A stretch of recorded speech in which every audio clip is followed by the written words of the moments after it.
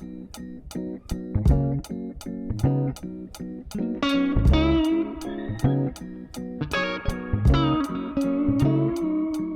I think about the American dream, I think about what that means to all of us that grew up here in the United States, building a home, raising a family, building a business like we have done. Absolutely, but can you imagine growing up in one of the poorest countries in Europe and coming here at the age of 11 as a concert pianist, and as she grew up, she built a multi-million-dollar company here in the Hollywood Hills of Los Angeles, and you get to meet her today. Let's go meet Stela. Come on.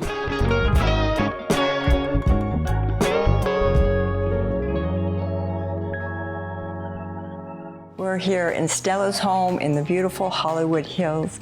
Stela, you have such a fascinating story. Would you please share with us again how you came to be here in America? Absolutely. I grew up in Eastern Europe, a small country called Moldova.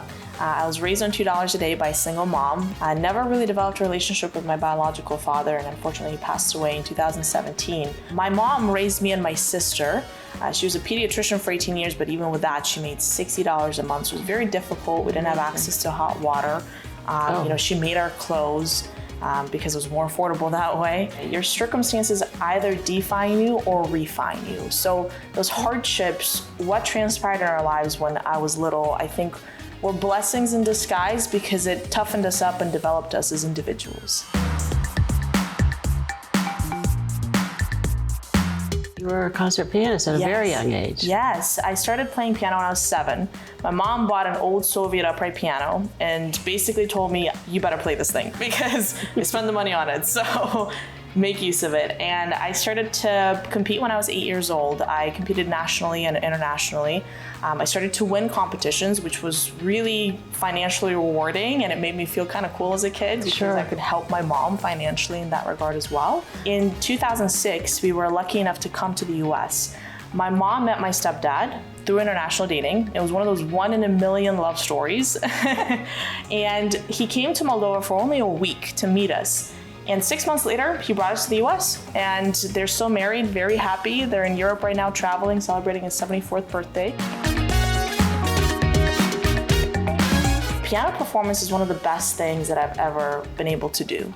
I spent 17 years of my life as a concert pianist, and as I started to compete, I learned a lot during that time. There's a lot of conditioning that happened, you know? Piano performance is like being an athlete, really. It's the same thing. There's a lot of psychological development you have to do. And you can imagine when you're a pianist going on stage as a kid, performing to then potentially win financially to help your parents or your mom, you know, it was a huge weight and a lot of pressure. And so that's where conditioning really comes in. And I didn't realize what was happening back then when my piano teacher would do it.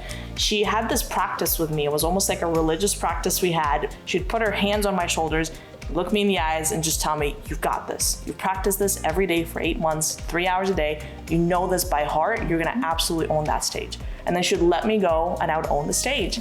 And I didn't realize at the time that what she was doing was positively conditioning me. Even if I had a bad performance before, it wouldn't stick because I was kind of refocused, right? And when I got a little older, she wasn't there with me at the competitions. I realized how much I needed that. So I'd go and I'd stare at myself in the mirror and I would tell myself the exact same thing she would tell me. So how do you transition from concert pianist to a huge executive running a multi-million-dollar insurance business? Where does that happen? Exactly that, conditioning. I didn't want to do music just because that's all I ever knew. That's all I ever did since I was a kid. I wanted to do something that's different and challenge myself. Well, you sure did. I did, and all those skills carried over.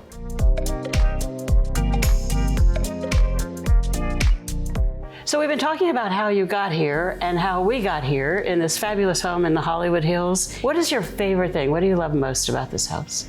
Listen, when I first saw this home, I fell absolutely in love with the views. You're gonna see the Universal Studios over there, and you're gonna see the Hollywood Hills on the other side. It's open, it's beautiful, the sunlight's always in the house. And listen, without me telling you too much, let me just show you. Awesome, let's go.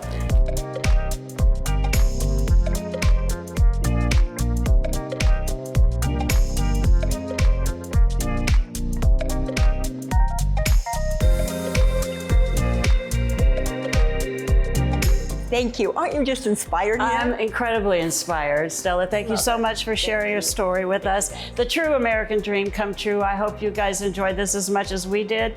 And we're going to finish our tour of this fabulous home with Stella. We will see you next time.